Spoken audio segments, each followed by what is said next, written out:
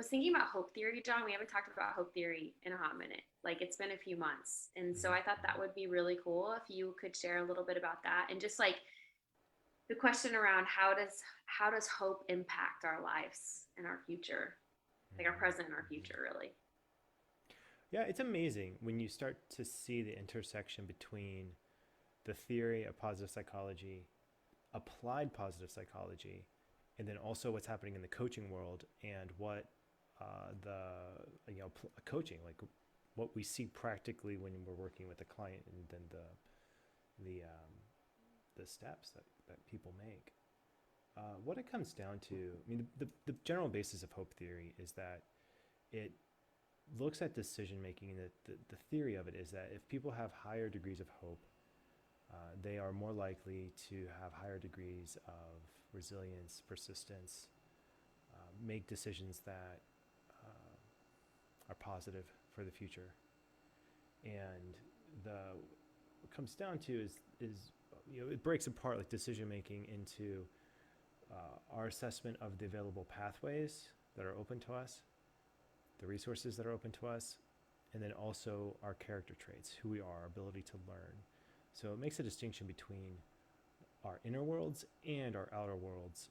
And that's a really useful, like even that distinction is a really useful one to make, because I think most people focus on the outside and they don't consider, okay, what do I need to learn about myself? How can I manage my inner world to match the degree of the challenge in that external world? And hope theory provides a framework for that, or at least a theoretical framework of, okay, if we do these things, then this we can look at these different directions.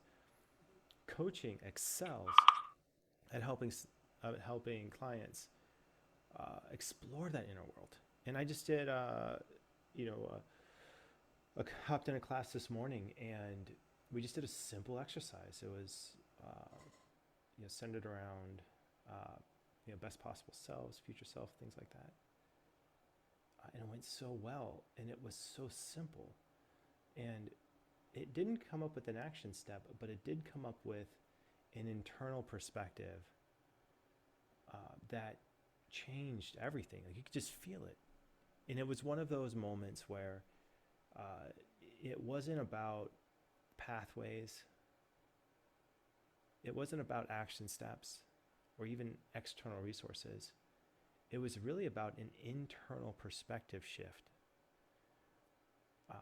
an idea of who my client was on a character basis and strengths, and how connected he is to his future self. That's what made the difference. And hope theory gives a map for that, and coaching allows it to be applied. And so it's definitely in the space, but I think in terms of the training, hope theory gently fades into some foundational background, and then all the tools that we provide rest on that. And so the training really is about tool gathering and using the tools and the practical application, but there is a really strong, robust theoretical basis that's operating in the background. Mm-hmm. That's how I see it. I mean, that's how it played out this morning. I think that's how it really plays out in our training. Yeah.